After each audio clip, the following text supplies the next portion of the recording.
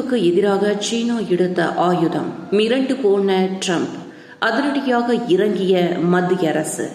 இந்தியாவின் ராஜதந்திரம் இதுதான்.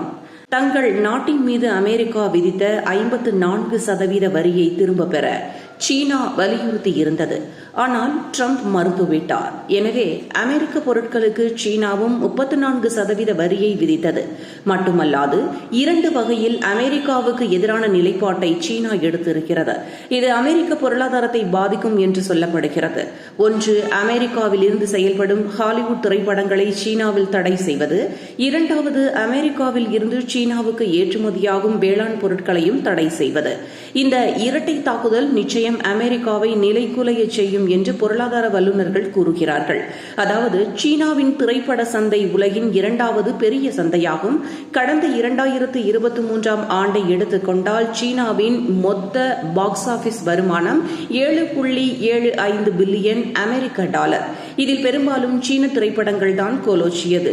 சீன திரைப்படங்கள் 83.77%, மீதம் ஹாலிவுட் திரைப்படங்களும் கல்லா கட்டியுள்ளன.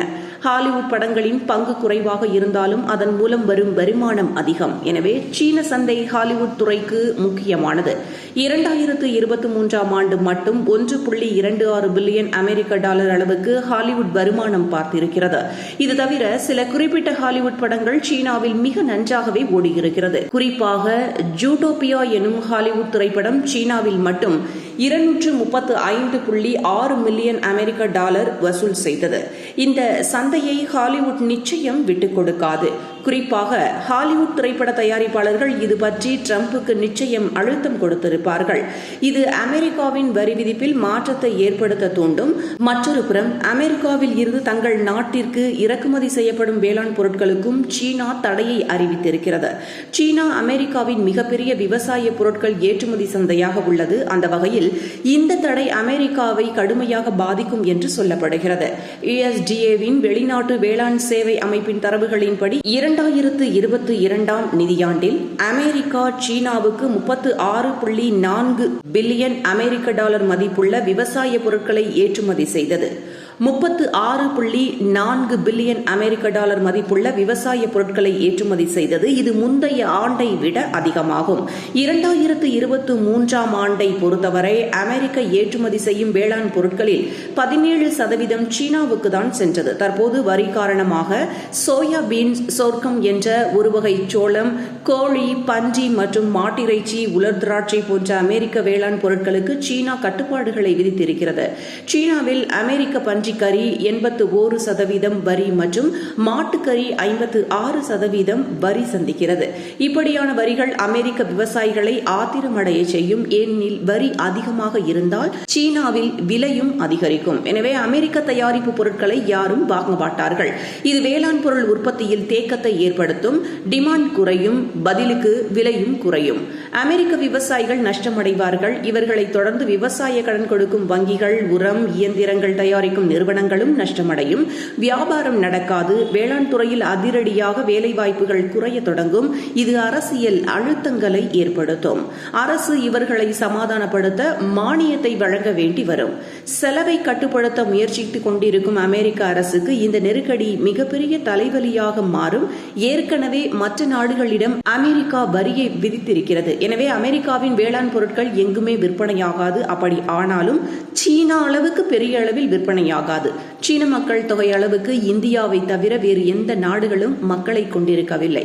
சரி, இந்தியாவில் அமெரிக்கா தனது பொருட்களை விற்கலாமே என்று உங்களுக்கு கேட்க தோன்றும். இதிலும் சிக்கல் இருக்கிறது.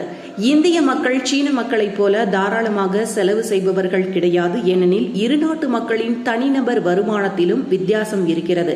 சீன மக்கள் ஒவ்வொருவரும் தோராயமாக ஆண்டுக்கு ரூபாய் 10 லட்சம் வரை வருமானம் ஈட்டுகிறார்கள். ஆனால் இந்திய மக்களின் சராசரி ஆண்டு வருமானம் வெறும் 2 லட்சம் தான். எனவே இந்திய மக்கள் மாதத்திற்கு அதிகபட்சமாக சராசரியாக ரூபாய் 5,000 மட்டுமே செலவு செய்கிறார்கள். சீனாவில் ரூபாய் 25,000 வரை செலவு செய்கிறார்கள்.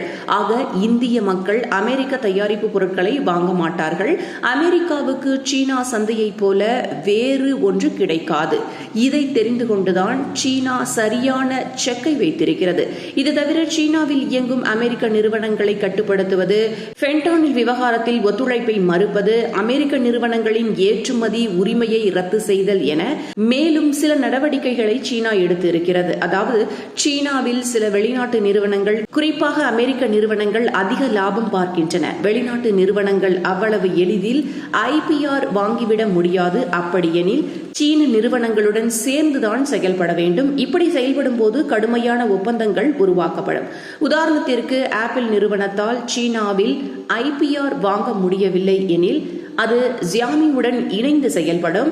இதற்காக ஆப்பிள் தனது ஃபேஸ் ID டெக்னாலஜியை Xiaomiக்கு கொடுக்கும். Xiaomi இதை வாங்கி பயன்படுத்தலாம். ஆனால் அந்த தொழில்நுட்பத்தை அனலைஸ் செய்து காப்பி செய்யக்கூடாது. சமீப காலமாக இப்படி டெக்னாலஜியை பகிர்தல் குறைந்திருக்கிறது. அப்படியெனில் அமெரிக்க நிறுவனங்கள் தடையின்றி IPRஐ வாங்கியுள்ளன என்று அர்த்தம். இது எப்படி சாத்தியம்?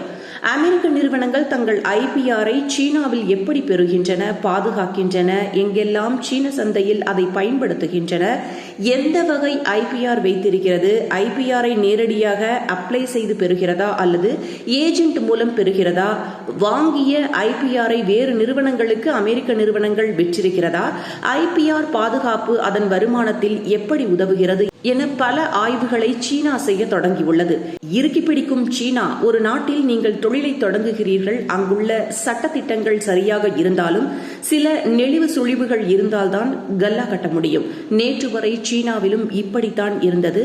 ஆனால் ட்ரம்பின் வரி காரணமாக அமெரிக்க நிறுவனங்களை இறுக்கி பிடிக்க சீனா தொடங்கியுள்ளது.